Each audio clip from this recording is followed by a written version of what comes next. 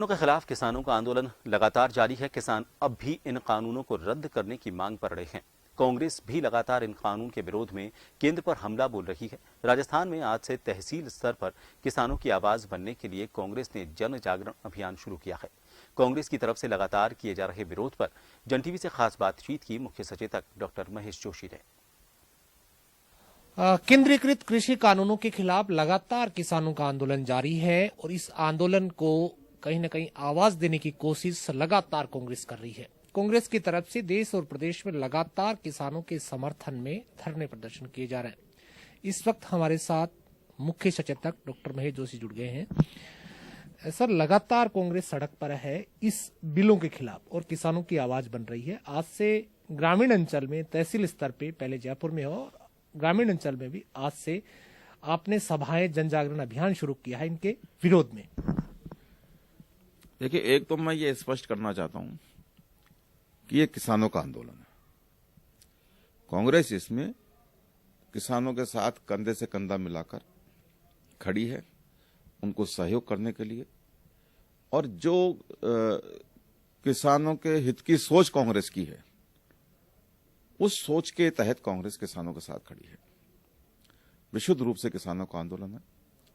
केंद्र सरकार और भारतीय जनता पार्टी ये चाहते हैं कि आंदोलन पॉलिटिकल हो जाए, और जिस दिन ये आंदोलन पॉलिटिकल हो जाएगा उस दिन वो दमनकारी नीति अपनाते हुए उस आंदोलन को कुचलने की बात करेंगे। इस बात को किसान भी समझ रहे हैं, इस बात को कांग्रेस भी समझ रही है, और आम जन के मन में बैठ गया भाई किसानों का आंदोलन है।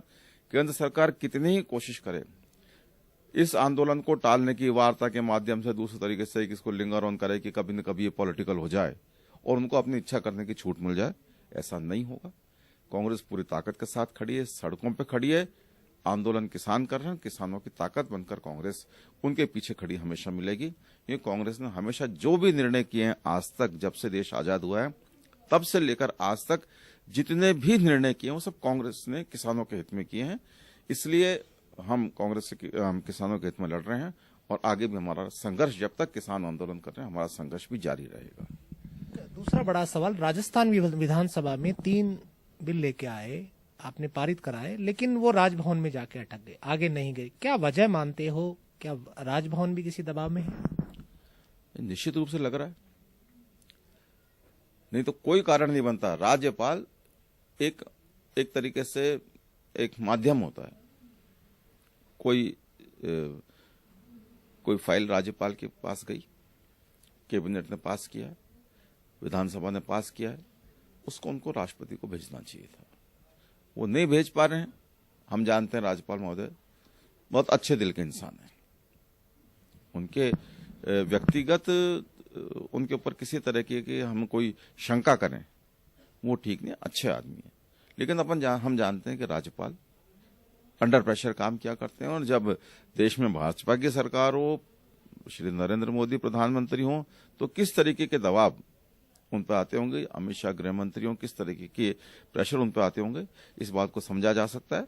वो माने चाहे नहीं माने, लेकिन सच्चाई है राज्यपाल महोदय दबाव में है, और उस दबाव के कारण से उस दबाव में वो काम करना उनको पड़ रहा है।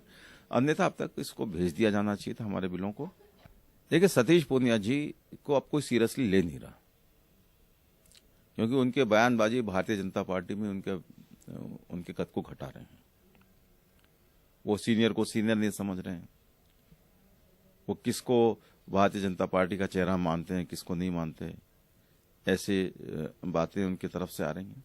तो वो ध्यान भटाने के लिए अपनी बातें कर रहे हैं, और इसका जो उन्होंने मध्यावधि चुनाव की बात कही है, इसका भी हम जवाब देंगे।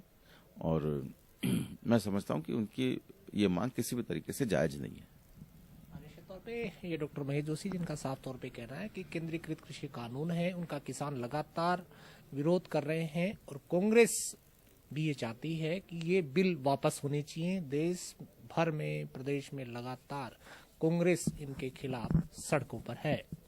जन टीवी की लेटेस्ट अपडेट पाने के लिए हमारे चैनल को जरूर सब्सक्राइब करें और नोटिफिकेशन पाने के लिए बेल आइकॉन दबाएं।